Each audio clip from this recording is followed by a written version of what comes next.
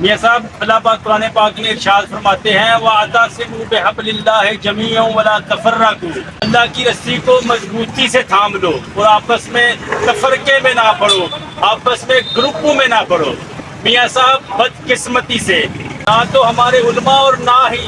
ریاستی سطح پر کوئی ایسا ادارہ ہے جو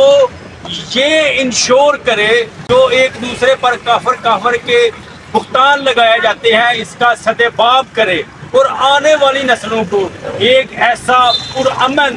معاشرہ دے جس میں لوگ اللہ کی رضا کی خاطر ایک دوسرے سے محبت کریں، اللہ کی رضا کی خاطر ایک دوسرے کا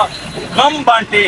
اللہ کی رضا کی خاطر ایک دوسرے کے ساتھ امن کے ساتھ رکھیں۔ میاں صاحب آپ نے اپنی مدد آپ کے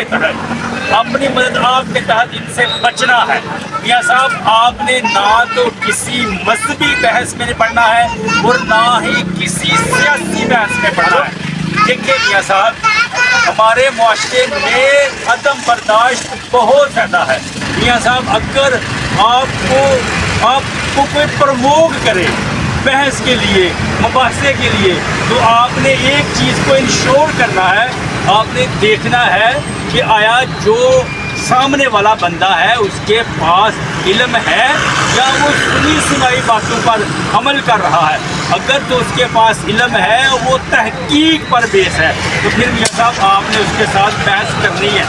ورنہ میاں صاحب آپ نے بحث نہیں کرنی۔ جس معاشرے میں ہم رہ رہے ہیں وہاں عدم برداشت اپنے پورے عروج پر ہے، حالانہ کہ چاہیے تو یہ تھا کہ اللہ پاک کا حکم ہے قرآن پاک میں وَاعْتَصِمُوا بِحَبْلِ اللَّهِ کہ اللہ کی رسی کو مضبوطی سے تھام لو اور آپس میں تفرقے میں نہ پڑو۔ لیکن میاں صاحب ہم کہنے کو تو مسلمان ہیں اور باتیں بھی بڑی بڑی کرتے ہیں، لیکن میاں صاحب ہم عمل نہیں کرتے، ہم قرآن کی کسی ایک بات پر عمل نہیں کرتے، حالانہ کہ اسی آیت سے پہلے اللہ پاک قرآن پاک میں ارشاد فرماتے ہیں کہ تم سب آپس میں بھائی بھائی ہو، لیکن میاں صاحب ہم بھائی بھائی نہیں بنتے۔ ہمارے ملک میں نہ تو علماء کرام نہ ہی ریاستی سطح پر کوئی ایسا ادارہ ہے کہ جو اس بات کو انشور کرے کہ یہ جو ایک دوسرے پر فتوے لگائے جاتے ہیں اس کا سدباب کر سکے۔ تو میاں صاحب آپ نے اپنے تئیں انڈیویجولی اپنی پروٹیکشن کرنی ہے اور کسی بحث میں نہیں پڑنا۔ جزاک اللہ، تھینک یو ویری مچ۔